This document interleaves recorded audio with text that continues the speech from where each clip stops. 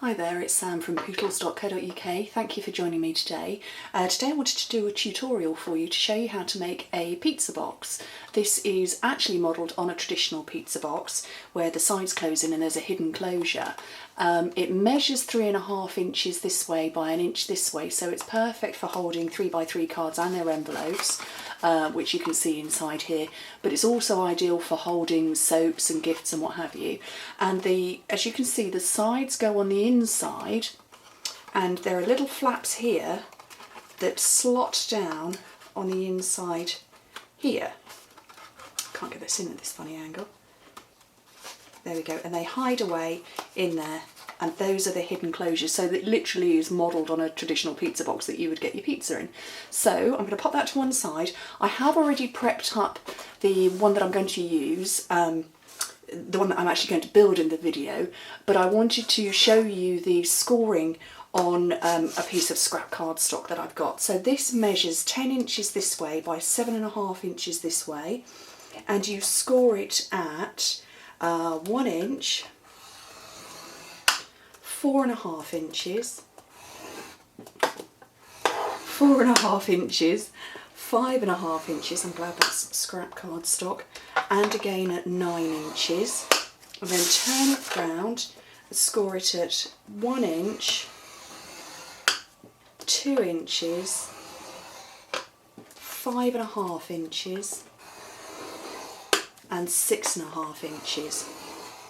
Now I'm going to do one bit of cutting because I want to show you how to cut, but this is actually what we're going to end up with, and you can see hopefully that there are almost little notches cut out. So I'm not going to do all of the cutting, but I'm just going to show you, and hopefully you can see these grooves here. Now I've used the thicker end of the stylus. It comes with a thin end and a thick end, and I've used the thicker end so that I can snip either side of the score line, and that will give me a kind of triangle. So I'm just going to do one for you, so you can see I'm snipping one side and then the other side, and what you're left with is a little bit that you just pull out, and it makes it easier for when you're trying to fold it and close it. But basically you cut all along the score lines that are running along the short length. So this is the long and this is the short, so all of those up to the middle section, as you can see here, and you're removing little bits. Now I'm not going to snip them all away now, as in with the little V's, but I will very quickly just snip just so you can see where it is I'm talking about. So like I say, I'm not going to cut the V's away, but just so you get the idea. So it's going up to the second score line, and like everything I do, cut before you fold. Makes life ever so much easier. So those are the flaps that you're going to come in. We need to remove little bits, so just about half of this one here, and the same on the opposite side. And then on this middle one, which is sort of like a shallow rectangle, again just a bit of it, and the same on the opposite side. And then this section here, so we've come to this stage, we're going to cut both of those bits off there. If you can see that, sorry, under my scissors, this section here we're going to remove all of it. So I'll turn it round,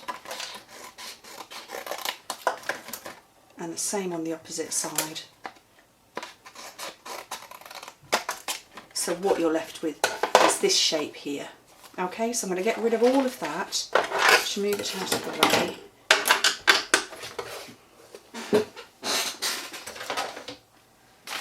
And then bring in my template, so bring in the one that I'm actually working with. So I've done all of the folding and the scoring. There's a particular place that you want to put your adhesive, because we want to make this a hidden closure. Normally when you're sticking double-walled boxes, you'd put some adhesive there, stick it on and fold it over and stick it down, but I want to be able to put the closure section into here. It's got to hide down. So come to that in a second. You can see I've rounded the corners. Now actually this wouldn't close properly if I just left them rounded like that. I need to take some more off at this angle, but if you just nipped it in a complete diagonal, it wouldn't work properly, it wouldn't close and stay closed. So what I did is I kind of made a template, and I used the large oval punch, and this is a bit of my business card because it was quite hard, and you sort of kind of angle it and line it up because I want a natural flowing line rather than a straight line, and just draw it with a pen, and the same on the other side. Again, drawing with a pen and my scissors, just following that natural curve. And again, following the natural curve here. So, move those out of the way, and now we can start closing the box up. I will try and keep it so that you can see what I'm doing, but you will need to fold these sides in first and then stick it down like that, and the same on the other side. So I'll do one side first, and hopefully you'll be able to see what I'm doing. I will put all of the details on the blog for you. And I will put my photographs of the template as well, so that you can just,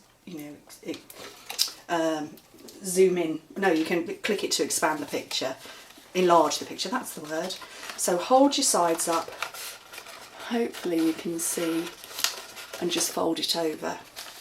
I'll do the other side and hopefully you can see what I'm doing. Maybe I shouldn't have used early espresso. Oh well, I've chosen it now. So fold the sides up. There we go. Fold them up and just use your fingers to hold them in place. Fold the side up. There we go, and fold that over. And that's closed. And what you've left here with is a section, I don't know if I can use a pair of scissors, that will show all the way down. There's no adhesive in there whatsoever. And that means when we close the box up, these side bits will slip inside unhindered, and that will just keep it closed. And it's lovely. So I'm going to put some designer series paper. I used Tea for Two on here, and it had this lovely So Saffron colour in the background. I decided that the piece of designer series paper I cut, which was the same, it was from the same sheet, but it had this lovely early espresso here, so I wanted to bring out that colour. And because my snail is still missing in action, I'm convinced one of my children has decided that they need to use it. I'm going to use some mini glue dots, just in each corner, and one in the middle. And then making sure we're the right way up and the words are the right way up. Just pop it on the top there, and managed to forget to put the ribbon in. Not a problem. We can slide it underneath because it is fortunately only mini glue dots. There we go. So, just a little knot onto one side.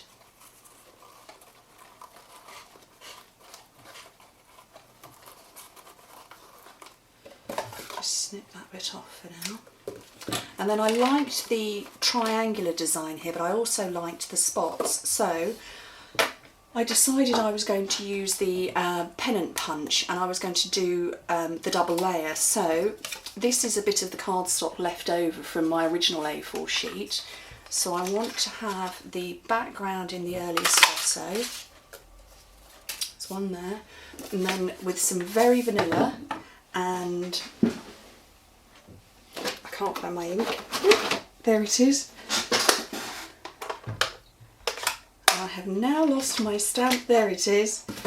So with some, this is from Confetti, which is a lovely little set. I've used this before. Just randomly, just do a couple of layers because I want to have the triangle from this side, and I want to pick up some of these spots. Doesn't really matter where. Don't need that, but I only want this little section here.